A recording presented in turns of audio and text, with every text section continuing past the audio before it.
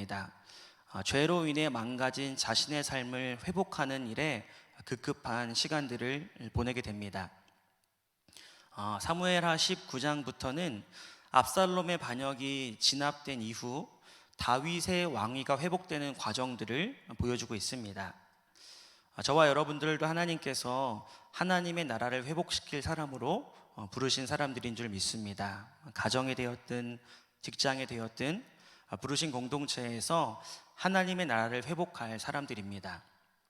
그러나 우리가 때로는 죄악으로 말미암아 하나님 나라의 회복 이전에 개인의 삶과 영성의 회복이 더 시급할 때가 있습니다.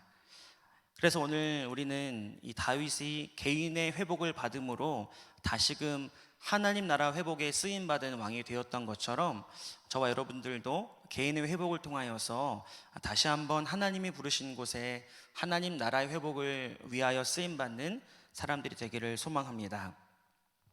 먼저 오늘 우리가 본문에서 살펴볼 점은 하나님 나라의 회복을 위하여서 쓰임받기 위해서 필요한 것은 깨닫는 것이 중요합니다. 다윗은 요압과 그 부하들에게 신신당부했던 것이 있습니다. 압살롬을 죽이지 말아달라고 신신당부합니다. 그러나 정치적인 야망이 있었던 요압은 자신이 이스라엘 내의 영향력들을 더 강화하기 위해서 압살롬을 죽입니다. 압살롬의 죽음으로 반역은 진압되었고 다윗의 왕위는 보존되게 되었습니다. 그러나 다윗은 아들을 잃은 슬픔에 오늘 본문에서는 절규하며 비명에 가까운 탄식을 내뱉고 있습니다. 사무엘서에서는 다윗이 총 3번의 자식의 죽음을 경험하게 됩니다. 밧세바와 낳았던 아이가 죽게 되었고, 또 암논이 압살롬에 의해 죽게 됩니다. 그리고 어제 보았던 본문에서는 압살롬마저도 죽음에 이르게 되었습니다.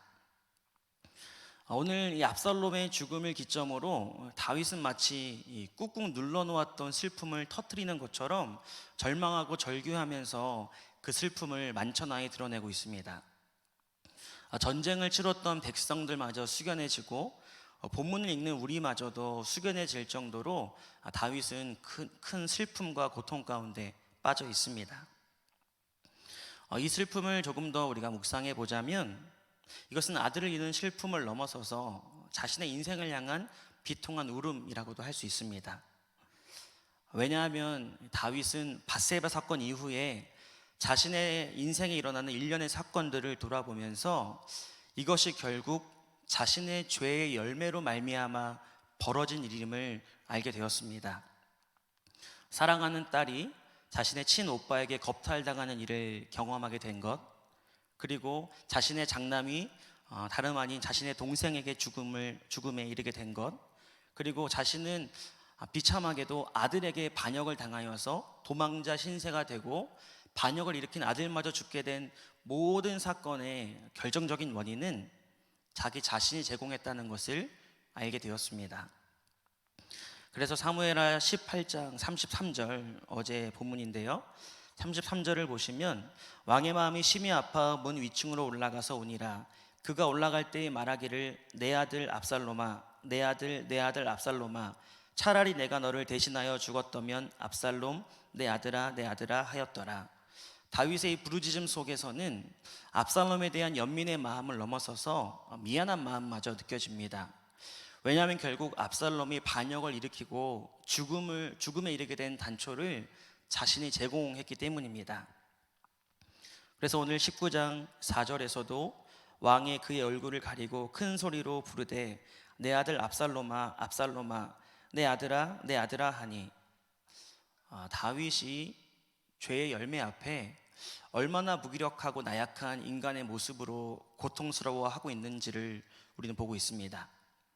여러분, 이 본문에서 다윗은 젊은 시절 골리앗을 제압했던 용사였다는 것이 무의미하다는 것을 보고 있습니다. 사무엘에게 시대를 바꿀 기름 부음 받은 사람이었다는 것도 무의미하게 느껴집니다. 심지어는 그가 이스라엘의 왕으로서 남부럽지 않은 환경과 권위를 갖고 있다는 것도 무의미하게 느껴집니다. 자녀들이 죽어나가고 인생에 돌이킬 수 없는 아픔들을 경험한 이 시점에서 다른 그 무언가가 다윗에게 어떤 의미가 있겠습니까? 저와 여러분들은 오늘 이 본문을 통해서 죄의 열매가 인생에 있어서 얼마나 비참하고 모든 것이 무의미해질 수밖에 없는 상황에 이르게 하는지를 보고 있습니다. 하나님께 죄는 용서받았지만 그 죄의 열매가 얼마나 고통스러운지 성경은 의도적으로 아주 자세하게 기록하고 있습니다. 저와 여러분들은 하나님 앞에 회개한다면 죄의 사함을 받을 수 있는 은혜 받은 사람들입니다. 그러나 분명한 사실은 죄의 열매는 우리가 언제든지 어떠한 형태로든 나타나기 마련입니다. 우린 여기에 있어서 죄에 대한 경각심을 다시 한번 깨달아야 한다는 거죠. 우리가 혹여나 여전히 죄를 짓고 있고 회개하지 않고 있다면, 우리가 지은 죄에 대해서 회개했기 때문에 이제는 거기에 대해서 자고한 마음을 갖고 있다면 우리 오늘 다윗의 모습을 기억해야 됩니다. 내가 아무렇지 않게 짓고 있는 죄, 타협하면서 짓고 있는 죄가 나의 인생과 우리의 가정과 자녀들에게 얼마나 고통스러운 결과를 가지고 올 수 있을지를 오늘 성경은 우리에게 경고하고 있습니다. 다윗은 고통 중에 울부짖고 있는데 그 와중에 마치 상처에 염장을 뿌리는 것처럼 요압이 찾아옵니다. 1절을 보면 어떤 사람이 요압에게 다윗이 울고 있다는 것을 알려줍니다. 그리고 5절에 보면 요압이 다윗에게 찾아가서 한 가지를 요구합니다. 간단히 말해서 빨리 감정을 추스리고 왕의 자리에 복귀하라는 겁니다. 물론 다윗이 지금 과도하게 감정에 매몰되어서 국정을 때려치고 무기력한 모습으로 있는 것은 사실이었습니다. 그런데 그 표현 방식이, 그리고 요압이 다윗을 대하는 태도가 잘못됐습니다. 6절을 보시면 오늘 내가 깨달으니 만일 압살롬이 살고 오늘 우리가 다 죽었다면 왕이 마땅히 여기실 뻔하였나이다. 7절을 보면 만일 왕이 나가지 아니하시면 오늘 밤에 한 사람도 왕과 함께 머물지 아니할지라. 그리하면 그 화가 왕이 젊었을 때부터 지금까지 당하신 모든 화보다 더욱 심하리이다. 지금 요압이 다윗을 협박하고 있습니다. 지금 밖에 나가지 않으면 내가 모든 백성들과 더불어서 당신에게 돌아설 것이고, 그로 말미암아 당신이 당할 고통은 젊은 시절 사울에게 쫓겼던 것보다 더 극심할 것이라고 다윗을 협박하고 있다는 거죠. 우리는 이 본문 속에서 왜 요압의 태도가 점점 다윗에 대하여서 강경하여지고 더 나아가서 번번이 다윗을 거역하는지 생각해 봐야 합니다. 그것은 바로 밧세바를 범하고 우리아를 죽이라는 요구를 요압에게 했기 때문입니다. 죄에 대한 약점을 요압에게 노출했기 때문에, 요압에게 약점이 잡혔기 때문에 요압을 향한 영향력을 완전히 잃어버리고 있는 다윗의 모습을 보여주고 있습니다.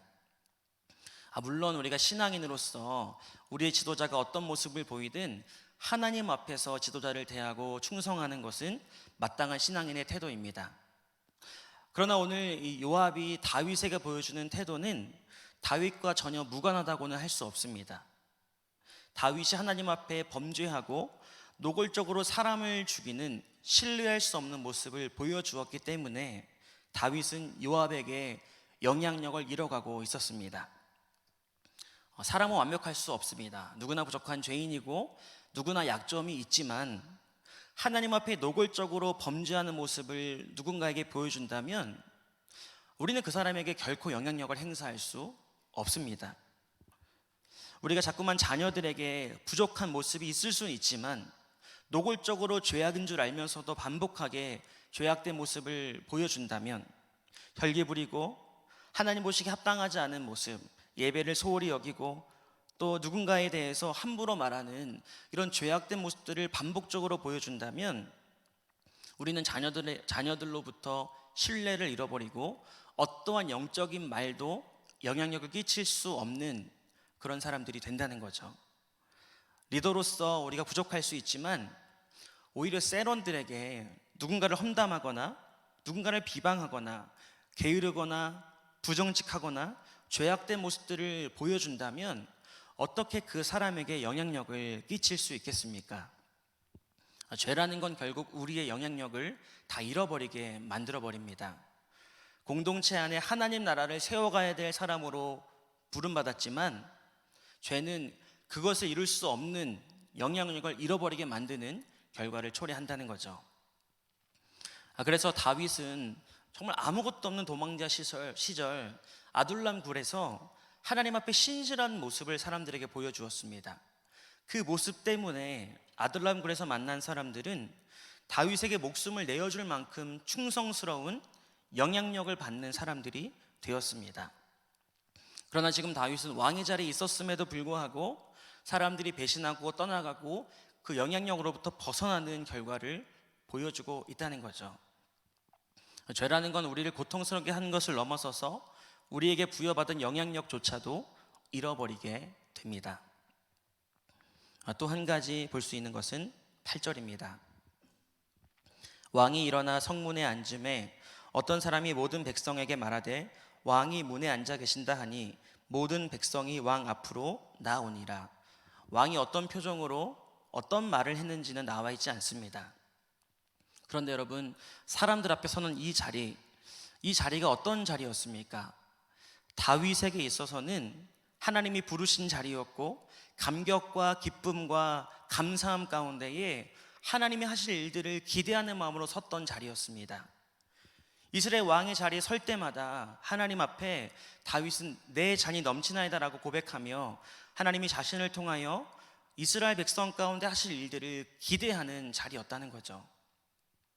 그러나 지금 이 자리는 어떤 자리가 되었습니까?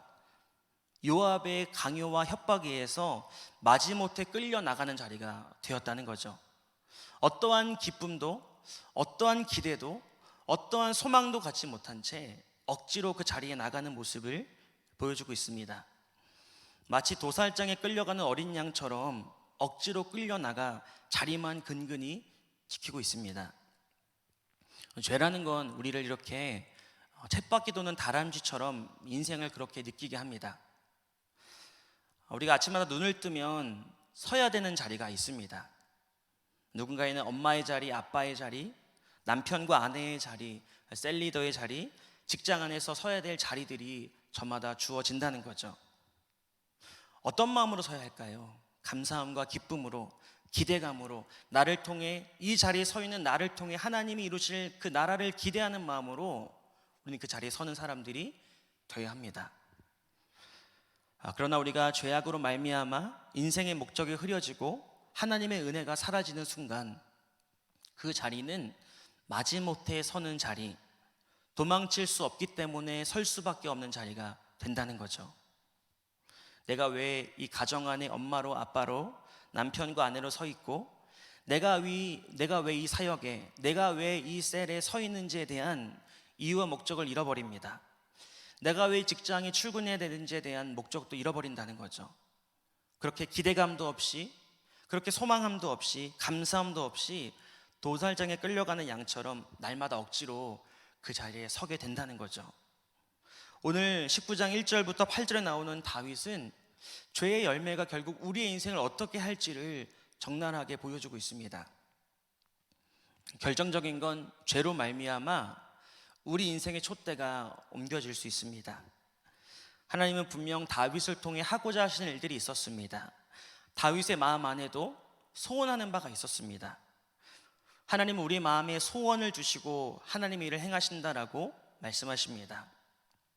그런데 다윗이 죽기 직전 솔로몬에게 한 가지를 말하고 있는데요, 역대상 22장 7절부터 9절을 보시면 다윗이 솔로몬에게 이르되 내 아들아, 나는 내 하나님 여호와의 이름을 위하여 성전을 건축할 마음이 있었으나 여호와의 말씀이 내게 임하여 이르시되 너는 피를 심히 많이 흘렸고 크게 전쟁하였느니라.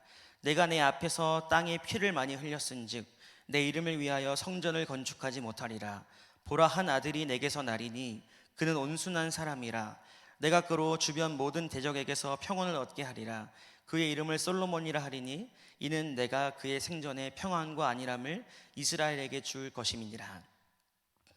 다윗은 성전 건축을 할 수 있는 촛대를 받은 사람이었습니다. 근데 오늘 다윗이 스스로 고백하기에 하나님께 그것을 소원하고 그것을 요구했지만 하나님은 피를 말리 흘렸기 때문에, 밧세바의 사건으로 인하여서 무고한 피를 흘렸기 때문에 그것을 허락하지 않으니 하셨다라고 말씀하십니다. 바꿔 말하면 저와 여러분들이 나 한 사람을 통하여서 가정을 회복시키고 셀을 회복시키고 열방을 회복시킬 영광스러운 자리에 부름 받았지만 우리가 죄를 회개하지 않고 넘지 말아야 될 선들을 넘는다면 하나님은 그 촛대를 옮기셔서 그 일들을 이루지 않으실 수도 있다는 거죠. 그래서 우리는 하나님의 사랑을 늘 생각해야 하지만 하나님의 공의를 잃어버려서는 안 될 것입니다. 자기 아들을 죽이기까지 공의를 실행하셨던 하나님의 그 공의를 우리는 잃어버려서는 안 된다는 거죠. 그래서 오늘 이 본문을 통해 우리가 먼저 기억할 점은, 우린 다시 한번 죄에 대한 열매를 처절하게 깨달아야 됩니다. 죄가 얼마나 우리가 갖고 있는 모든 것들을 무의미하게 만드는 고통으로 인도할 수 있는지, 얼마나 우리가 영적인 영향력들을 다 잃어버리고 그저 자리만 지키는 쳇바퀴 도는 다람쥐와 같은 인생을 살게 만드는지를 우리는 기억해야 할 것입니다. 그렇다면 우리는 두 번째로 하나님 앞에 무엇을 기억해야 될까요?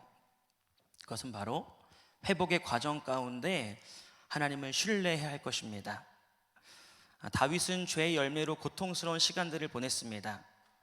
그러나 분명한 사실은 다윗이 참되게 회개했기 때문에 하나님은 다윗을 용서하셨고 회개의 계획까지도 갖고 계셨습니다.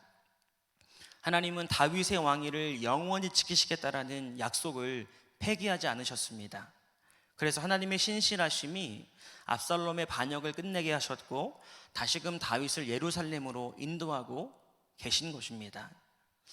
저와 여러분들도 분명히 죄의 열매로 말미암아 고통당하는 시간이 있을 수 있지만 우리가 정말 참되게 회개한다면 하나님은 다시금 우리를 부르신 자리 가운데 회복자로 세우실 계획을 갖고 계신 줄 믿습니다.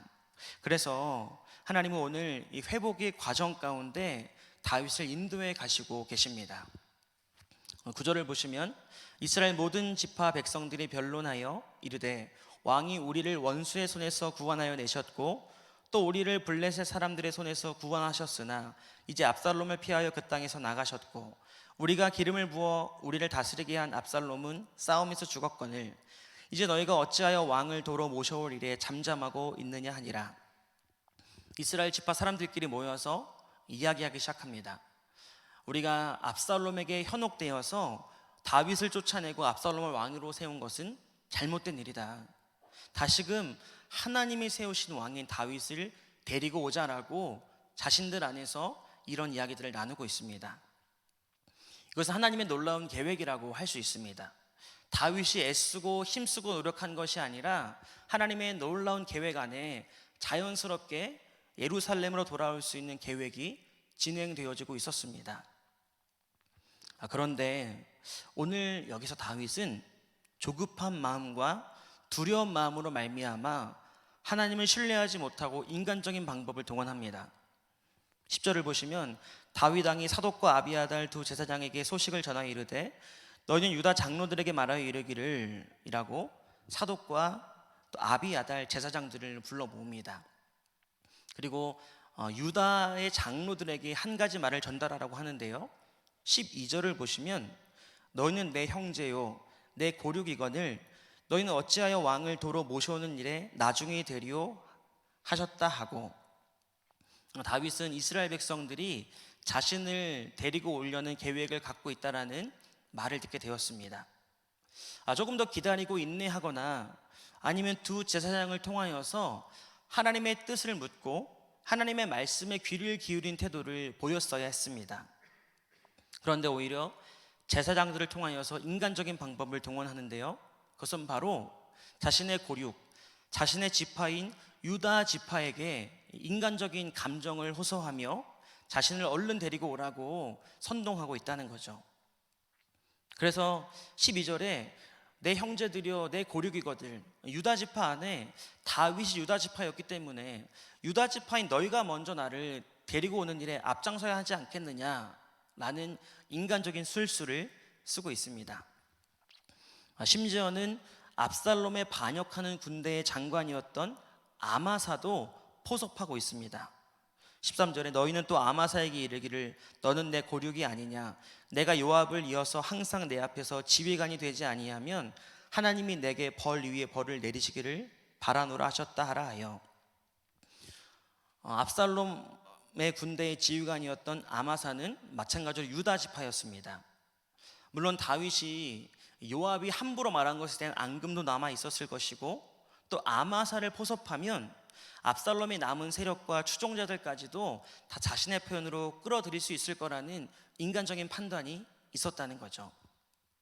그래서 유다 지파라는 연결고리를 통하여서 자신의 왕위를 회복시킬 인간적인 방법을 택하고 있습니다. 이 방법은 성공적인 것처럼 보였습니다. 14절 15절을 보면 모든 유다 사람들의 마음을 하나같이 기울게 하매, 마치 압살롬이 이스라엘 백성들의 마음을 훔쳤던 것처럼 다윗도 유다 사람들의 마음을 훔치고 유다 사람들을 움직이게 합니다. 그런데 여기서 가장 중요한 사실은 하나님은 이들을 움직인 것이 아니었습니다. 다윗이 인간적인 방법으로 움직인 것일 뿐 하나님이 움직이시는 타이밍이 아니었다는 거죠. 그래서 결국 다윗이 유다 지파라는 연결고리로 왕위를 회복하려고 했지만 결국 이 유다 지파라는 연결고리 때문에 남북 전쟁이 일어나게 되는 단초를 제공합니다.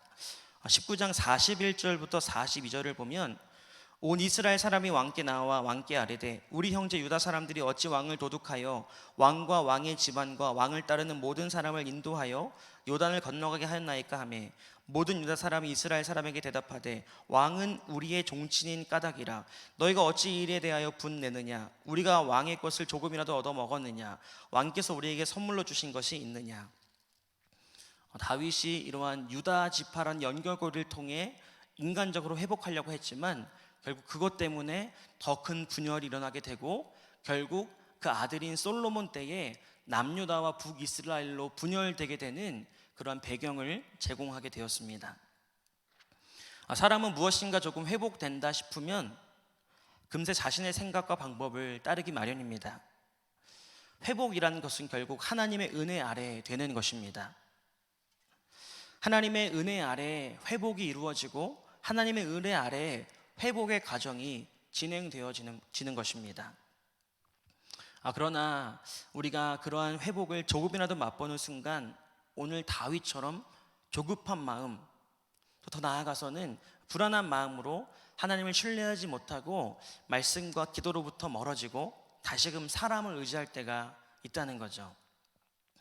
다윗이 혈연에 의지했던 것처럼 우리도 직장 생활을 함에 있어서나 인생을 살아가면서 학연, 지연, 혈연에 의지하고 하나님의 말씀이 아닌 사람의 방법을 쫓아 살아갈 때가 참 많이 있습니다. 이것은 잠깐은 효과가 있는 것처럼 보이지만 결국 더 큰 낭패를 겪게 된다는 거죠. 그래서 결국 다윗은 예루살렘으로 돌아오긴 했지만 언제 터질지 모르는 남과 북의 분열이라는 시한폭탄을 안게 된 것입니다. 온전한 회복을 이루지 못하고 불안한 회복을 이루게 되었습니다. 그래서 저와 여러분들도 하나님 앞에 어떤 회복을 경험하고 있든, 우리의 회복이 출발점에 있든 회복의 마무리 선상에 있든 우리는 겸손한 마음으로 하나님의 말씀에 귀를 기울이며 끝까지 하나님의 은혜 가운데 온전한 회복을 이루어 주시기를 기도하는 사람들이 되어야 할 것입니다. 마지막 세 번째로 다윗이 예루살렘으로 돌아오는 회복의 과정 가운데 보여준 또 하나의 문제가 있습니다. 그것은 끊어야 할 것을 끊지 못했습니다. 유다 사람들이 다윗에게 마음을 뺏겨서 다윗을 모시러 간다는 소식이 이스라엘 전역에 퍼지게 되었습니다. 그때에 16절을 보시면 바후림에 있는 베냐민 사람 게라의 아들 시므이가 급히 유다 사람과 함께 다윗 왕을 맞으러 내려올 때에 시므이가 황급하게 다윗 왕을 맞으러 유다 족속과 함께 내려왔습니다. 유다 족속도 아닌데 왜 황급하게 내려왔을까요? 그 이유는 사무엘하 16장을 보면 다윗이 압살롬을 피해 도망칠 때에 이 시므이는 다윗을 따라와서 저주를 퍼붓고 다윗과 그 신하들을 향하여서 돌을 던졌던 사람입니다. 약삭빨았던 시므이는 다윗이 예루살렘으로 돌아오는 순간 가장 먼저 처형될 것이 자신이라는 것을 알았기 때문에 다윗의 마음을 달래기 위해 마중 나갔던 것이죠. 그래서 17절을 보면 베냐민 사람 1000명이 그와 함께하고 사울 집안의 종 시바도 그의 아들 15과 종 20명과 더불어 그와 함께 요단강을 밟고 건너 왕 앞으로 나아오니라. 시바라는 사람도 다윗을 속였던 사람입니다. 이 무비보셋이 다윗을 배반했다고 거짓말을 했기 때문에, 그리고 예루살렘으로 돌아오면 그 거짓말이 탄로날 것을 알았기 때문에 그것을 대비하여서 아들들과 종들을 데리고 다윗을 찾아 나섭니다. 시므이와 시바라는 사람, 결국 이들은 다윗을 이용하고 다윗에게 해를 끼치는 사람들이었습니다. 그래서 17절에 요단강을 밟고 온몸이 젖는 것을 감수하며 다윗왕 앞에 나옵니다. 그리고 재미있는 장면 18절을 보면 왕의 가족을 건너가게 하며 왕이 좋게 여기는 대로 쓰게 하려 하여 나룻배로 건너가니 왕이 요단을 건너가게 할 때에 게라의 아들 시므이가 왕 앞에 엎드렸다고 합니다. 자신들은 의도적으로 요단강에 몸을 적시며 다윗 앞에 엎드리고 다윗의 몸에는 물을 적시지 말라고 나룻배를 준비했다는 거죠. 다윗이 느끼기에는 자신의 마음을 헤아려주고 자신에게 도움이 되는, 자신에게 유익이 되는 사람들이라고 판단했을 겁니다. 왜냐하면 17절에 베냐민 사람 1000명을 데리고 왔기 때문입니다. 유다 사람들 뿐만 아니라 시므이를 포섭한다면 이 베냐민 사람 1000명도 함께 포섭되는 것이었기 때문에 왕이 회복에 있어서 더 큰 도움이 된다고 판단했습니다. 근데 그때에 이 다윗을 향하여서 이 아비새라는 사람은 시므이를 죽여야 된다라고 다시 한번 강력하게 주장합니다. 21절을 보면 스루야의 아들 아비새가 대답하여 이르되 시므이가 여호와의 기름 부으신 자를 저주하였으니 그로 말미암아 죽어야 마땅하지 아니하니까 하니라. 시므이는 지금 개인적인 의견을 가지고 죽이라고 하는 것은 아니었습니다. 지금 오늘 이 아비새는 시므이를 죽여야 되는 이유에 대해서 개인적인 악감정 때문에 요구한 것이 아니라 하나님의 말씀에 기반하여서 이것을 주장하고 있습니다. 왜냐하면 출애굽기 22장 28절을 보시면 하나님 이렇게 분명하게 말씀하셨기 때문입니다. 너는 재판장을 모독하지 말며 백성의 지도자를 저주하지 말지니라. 지금 아비새는 시므이를 죽여야 하는 이유에 대해서 다른 어떤 이유를 불문하고서 하나님께서 지도자를 저주하지 말라고 하신 말씀에 정면으로 대적한 사람이기 때문에 말씀에 근거하여 죽이라고 요구하고 있습니다. 그런데 이 요구에 대해서 다윗은 거절하고 있는데요, 그 이유는 22절을 보시면 다윗이 이르되 스루야의 아들들아 내가 너희와 무슨 상관이 있기에 너희가 오늘 나의 원수가 되느냐, 오늘 어찌하여 이스라엘 가운데서 사람을 죽이겠느냐, 내가 오늘 이스라엘의 왕이 된 것을 내가 알지 못하리요 하고, 시므이를 죽이지 못하는 이유는 오늘 다윗이 왕으로 복귀할 수 있는 날이었기 때문입니다. 다윗이 왕으로 즉위하면서 포용적인 모습을 보여주고 비록 하나님의 말씀을 어긴 사람이라고 할지라도 넉넉하게 인정해주는 모습을 보여야지만 왕위를 얻을 수 있다라고 착각했기 때문입니다. 이것은 마치 압살롬이 사람들의 마음을 아주 부드러운 모습으로, 아주 긍휼한 모습으로 훔쳤던 모습을 모티브로 한 것과 비슷합니다. 시므이를 죽이는 것의 기준은 하나님의 말씀이 아닌 자신의 판단에 있었다는 거죠. 자꾸만 그런 말을 하면 너희들과 나는 원수가 될 것이라고 오히려 스루야의 아들들을 협박합니다. 22절에 너희가 오늘 나의 원수가 되려 하느냐라고 말하고 있습니다. 여러분, 다윗은 회복의 여정 가운데에 끊고 죽이고 멀리해야 될 것이 무엇인가를 발견하게 되었습니다. 회복의 과정 가운데에 오늘 아비새를 통하여서 하나님의 말씀이 들려지게 되었다는 거죠. 이제는 하나님의 말씀에 부합하지 않는 기회주의자들, 다윗의 인생을 좀먹는 저런 사람들을 끊으라고 조언을 듣게 됩니다. 그런데 정작 그러한 사람들을 원수로 여기는 것이 아니라 그런 말을 해주는 사람들을 원수로 여기는 것처럼 행동하고 있습니다. 저와 여러분들도 회복의 과정 가운데에 하나님의 말씀이 들려옵니다. 마치 아비새를 통해서 오늘 다윗에게 들려졌던 것처럼 하나님의 말씀이 들려진다는 거죠. 끊어야 된다는 것을, 돌이켜야 한다는 것을, 멈춰야 한다는 것을 하나님은 누군가를 통해서 분명히 말씀하실 것입니다. 그러나 우리가 많은 경우에 그 말씀의 대상인 죄에 대해서 원수로 여기고 죄에 대한 악감정을 갖는 것이 아니라 오히려 그런 말을 해주는 사람, 그런 말이 전해지는 통로에 대해서 악감정을 느끼고 원수처럼 대할 때가 있다는 거죠. 마음에 고가워하고 마음에 감사한 마음과 하나님 앞에 겸손한 마음은커녕 오히려 그것에 대해서 오늘 다윗처럼 원수가 되고자 하는 마음들이 있다는 거죠. 누구를 위해, 무엇을 위해 이 말씀이 전달되었을까요? 다윗을 위해서입니다. 그리고 다윗을 회복시킬 이스라엘 왕국을 위해서였습니다. 하나님이 저와 여러분들에게 왜 하나님의 말씀을 통하여 끊고 돌이키고 멈춰야 할 것을 말씀하실까요? 우리의 인생을 위하여, 또 우리가 속한 공동체를 위하여 그 말씀을 주는 것이죠. 23절을 보시면 왕이 시므에게 이르되 내가 죽지 아니라 하고 그에게 맹세하니라. 다윗은 끊지 않았습니다. 죽이지 아니하였고 멀리하지 아니하였습니다. 결국 시므이는 다윗의 아들인 솔로몬이 왕이 되어서도 솔로몬의 명을 어기는 모습을 보여줍니다. 가드 왕과 교류하면서 솔로몬의 왕국 초기에 위협이 될 만한 모습을 보여줍니다. 그래서 결국 솔로몬에 의해서 죽임을 당합니다. 여기서 알 수 있는 건 무엇일까요? 내가 끊지 않으면 흘러내려간다는 거죠. 다윗이 끊지 않았기 때문에 여전히 솔로몬이 왕으로 등극한 왕국에 시므의 세력들이 남아 있었다는 겁니다. 내가 끊지 않으면 자녀들에게, 우리 다음 세대에게 흘러간다는 거죠.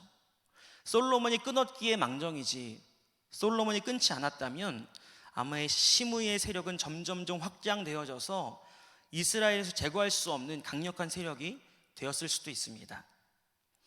저와 여러분들이 여러 가지 핑계를 대며 오늘 음란을 끊지 않고 게으름을 끊지 않고 혈기 부리는 감정을 다스리지 않고 있다면 여러분, 그것은 저절로 끊어지는 것이 아니라 우리의 다음 세대와 자녀들에게 그대로 흘러 들어갈 것입니다. 그리고 더 나아가서 그것은 우리의 자녀들과 다음 세대가 끊으면 다행이지만 그렇지 않다면 견고한 세력으로 우리 가문에, 우리 공동체 안에 자리 잡게 된다는 거죠. 그럼 어떠한 핑계와 어떠한 이유를 대고 하나님이 말씀하시는 것을 끊지 않고 계십니까? 야고보서 4장 4절은 우리에게 이렇게 경고합니다. 가늠한 여인들아, 세상과 벗된 것이 하나님과 원수됨을 알지 못하느냐?